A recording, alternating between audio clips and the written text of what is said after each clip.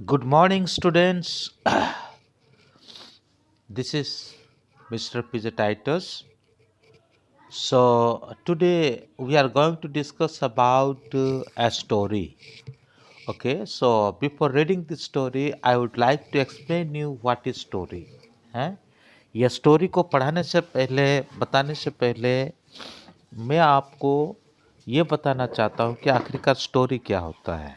Okay, story is something that we can imagine. Okay, story एक ऐसा मतलब writings होता है और जिसको हम क्या कर सकते हैं, जिसको हम मतलब इमेजिन कर सकते हैं, वर्णन करके लिख सकते हैं, है ना. It is not necessary you should write true facts. इसका ऐसा कुछ ज़रूरी नहीं है कि हम क्या करें कि हम सच्ची बात को ही लिखें.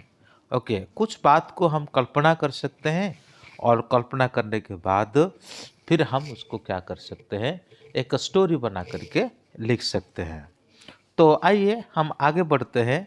आज का जो स्टोरी का नाम है the wood cutter and the x.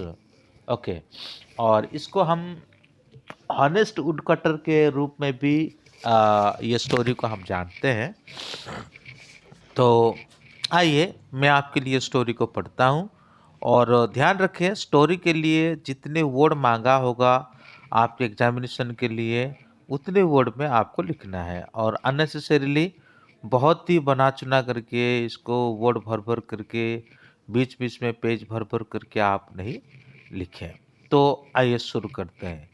Long ago there lived a woodcutter in a small village. He was sincere in his work and very honest every day. He set out into the nearby forest to cut trees. He thought the woods back into he brought the woods back into the village and sold them out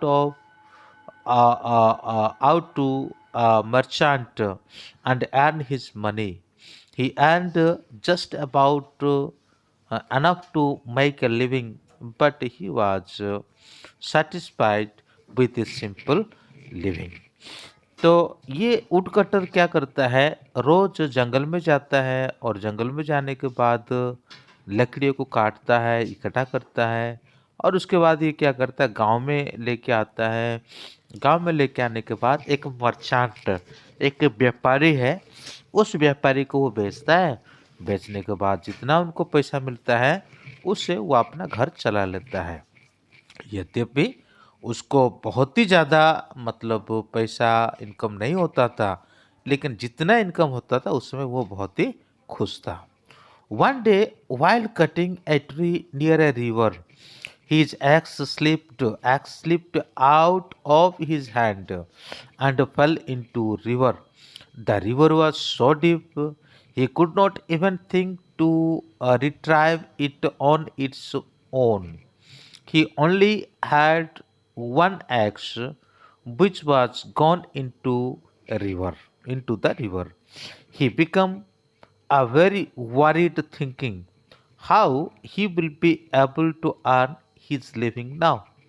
He was very sad and prayed to the goddess. He prayed sincerely, so the goddess appeared in front of him and asked, "What is the problem, my son?"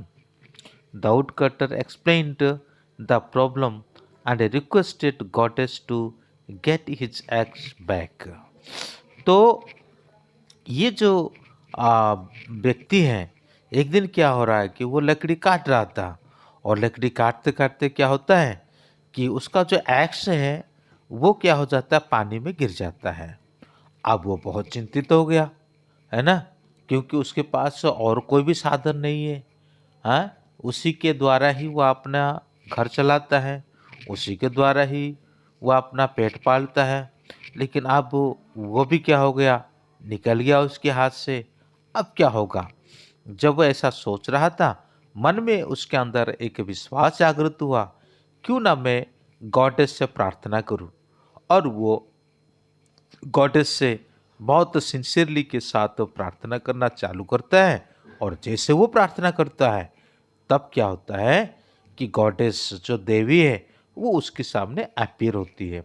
Appear होने के बाद उसको पूछती है कि बेटा तुम्हारा क्या समस्या है, और तब वो सारे कहानी उनको सुनाता है कि उनके साथ क्या सारा प्रॉब्लम हुआ है। The goddess put her hand deep into the river and took out a silver axe and asked, is this your axe? The woodcutter looked at the axe and said, no. So the goddess put her hand back deep into the water again and saw it a golden axe and asked, is this your axe? The woodcutter looked at the axe and said, no. The goddess said, take a look again, son. This is very valuable golden axe. Are you sure this is not yours? The woodcutter said, no, it is not mine. I can't cut the tree with the golden axe. It is not useful for me. तो जैसे goddess इस बात को सुनती है, यानी देवी इस बात को सुनती है, सुनने के बाद वो क्या करती है, पानी के अंदर अपने जो गहरा पानी है उस गहरा पानी के अंदर वो अपने हाथ को मतलब डुबाती है। डुबाने के बाद वहाँ से क्या करती है, एक सिल्वर जो एक्स है वो निकालती है। निकाल करके वो क्या करती है कि लकड़हारा को दिखाती है। दिखा करके पूछते हैं क्या ये तुम्हारा है? तब ये बंदा तो बड़ा ईमानदार था, उसने कहा नहीं ये मेरा नहीं है। फिर उसके बाद फिर से और उसने क्या किया, मतलब देवी ने क्या किया, अपने हाथ को पानी के अंदर लिया और पानी के अंदर लेने के बाद फिर उसको यही कहा, एक गोल्ड वाली एक एक्स को निकाला और निकालने के बाद उसको बताया कि भाई ये तुम्हारा है क्या? तभी उसने कहा नहीं ये मेरा नहीं है।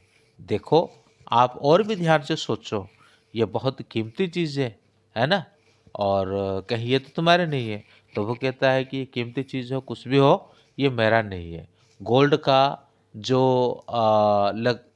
एक्स है उसे लेकर के मैं क्या करूँगा, उसे लेकर के मैं क्या करूँगा, है ना? उसे लेकर के मैं क्या करूँगा। इसी प्रकार से वो कहता है, इसी प्रकार से वो कहता है। कहने के बाद गोल्ड का लकड़ी से मतलब गोल्ड का एक्स से मैं क्या नहीं कर पाऊँगा, हैं?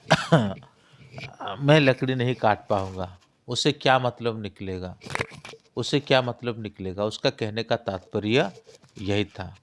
और साथ ही साथ हैं, साथ ही साथ और देवी ने उसको और भी कुछ दिखाई जो हम आगे चल करके देखते हैं, है ना?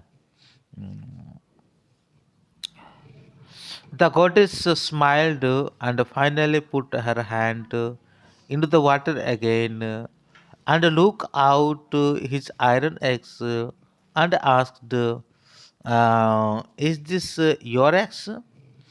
To this woodcutter said, yes, this is mine. Thank you. The goddess was very impressed with his honesty, so he gave him his iron axe and also other two axes as a reward for his honesty. तो इस story का moral ये है, honesty is always rewarded.